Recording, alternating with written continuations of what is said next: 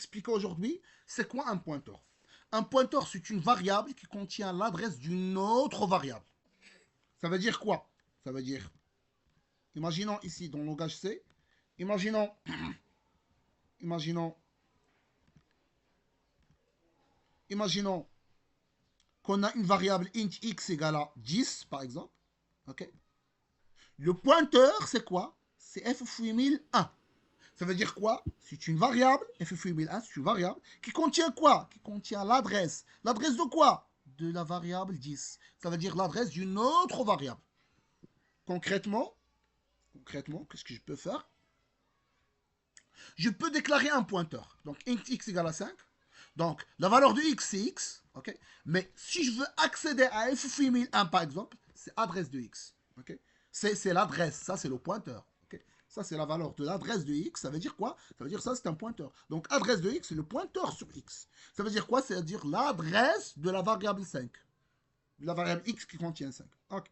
Maintenant, si on veut un petit peu créer une variable, créer un pointeur. Donc, int étoile p de x. Donc, le étoile ici, dans la déclaration, ça signifie qu'il s'agit d'un pointeur. Donc, int étoile p de x. Qu'est-ce qui contient étoile p de x? Il contient l'adresse de x. L'adresse de x, c'est le pointeur. Donc, il contient l'adresse de x. Maintenant, à partir de p de x, je peux accéder soit à l'adresse, ça veut dire f'1001, soit à la valeur, ça veut dire 10, par exemple. Donc, comment je peux faire? Si vous voulez accéder à la valeur de x, sachant que p de x, c'est un pointeur, je peux faire étoile p de x entre parenthèses. Ça signifie que tu peux accéder à la valeur de x, à savoir 5. Maintenant, si tu veux accéder à l'adresse de x, ça veut dire f'1001, c'est p de x tout court. Parce que p de x, c'est quoi? C'est l'adresse de x. Okay. Maintenant, pourquoi les pointeurs? Pourquoi on a construit ce concept qui s'appelle pointeur? C'est facile. C'est facile. Alors, imaginons qu'on a une fonction qui s'appelle walou, ok?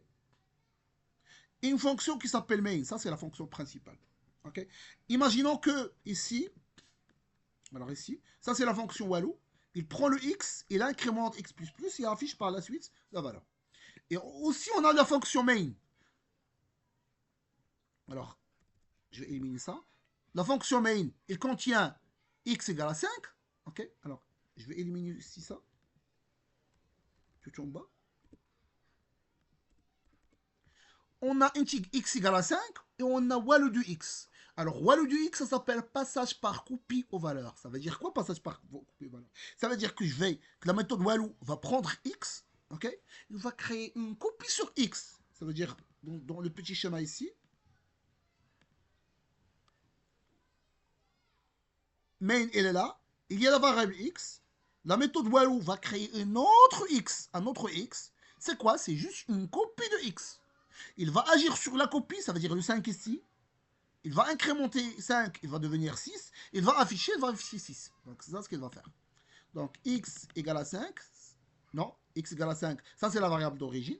Je passe x égale à 5 à la méthode walou. Donc ça devient donc la méthode walou va créer une copie de x. Elle est là. Il va créer une copie de x. Il va agir sur la copie de x. La copie de x va devenir 6. Et là, va afficher la copie de x qui est 6. Il va afficher 6. Une fois qu'on revient sur la fonction main, et j'affiche le x, je trouve toujours 5. Pourquoi? Parce que la méthode walou, il a agi sur la copie de x, non pas x. Ok? Donc, c'est ça, via le schéma. C'est ça ce qu'on avait ici dans le schéma. Donc, walou, donc la méthode main, il a pris x, int x égale à 5. Il a fait appel à walou. Walou va prendre le x, il va créer une copie, va incrémenter 6, va afficher 6. Mais une fois que je suis encore sur le main et j'affiche le x, je vais trouver la valeur 5. Okay? Donc c'est ça le passage par copie au passage par valeur. Maintenant, mais moi réellement, je veux, imaginons le scénario que je veux modifier réellement x. Je ne veux pas modifier x. Okay? Donc d'où l'intérêt de ce qu'on appelle le pointeur. Le pointeur, il va réellement donner l'adresse de x. Une fois que j'ai l'adresse de x, je ne vais plus créer la copie de x, mais plutôt je vais agir directement sur x. Ça veut dire quoi? Ça veut dire que j'ai créé une méthode qui s'appelle walou avec pointeur, int étoile p de x, ok? Int étoile p de x, ça signifie que je vais passer un pointeur et non pas une variable classique. Ça veut dire, s'il vous plaît, ne créez pas la copie, mais plutôt agir directement sur la variable, ok? Donc, pour pouvoir accéder à x, ça veut dire la valeur de x, c'est étoile p de x entre parenthèses. plus. Je vais incrémenter x. D'ailleurs, on a déjà signalé. Donc, étoile P de x, ça veut dire la valeur de x. Donc, étoile P de x, ça va dire la valeur de x plus plus. Donc, je vais incrémenter 5, ça va devenir 6. Et j'affiche ici, ça va devenir 6. Et je vais agir sur étoile P de x dans l'affichage. Maintenant, je vais déclarer un pointeur, et je vais déclarer un pointeur, étoile P de x égale adresse de x. Je vais faire appel à la méthode while avec pointeur. Je donne comme paramètre P de x, ça veut dire le pointeur. Maintenant, automatiquement, je ne vais plus créer une copie de x, mais plutôt je vais agir directement sur x. Ça veut dire ici la valeur a été 5. Parce que, pourquoi elle a été 5? Parce que while de x, il a modifié la copie. Donc ici, une fois que je suis ici, c'est toujours le x égale à 5. Maintenant, je pointe sur l'adresse de 5. Maintenant, je passe le P de x, ok? Il va incrémenter la valeur de P de x, ça veut dire 6. Il va afficher, ça va devenir 6. J'affiche ici, le x, ça va devenir 6. Et le étoile P de x, c'est 6. Donc ici, ça, c'est un 6. Ça, c'est un 6. Par la suite, ça, c'est un 5. Par la suite, ici, dans le halo pointeur, ça, c'est un 6. Et par la suite, ça, c'est un 6. Ça, c'est un 6, ça, c'est un 6.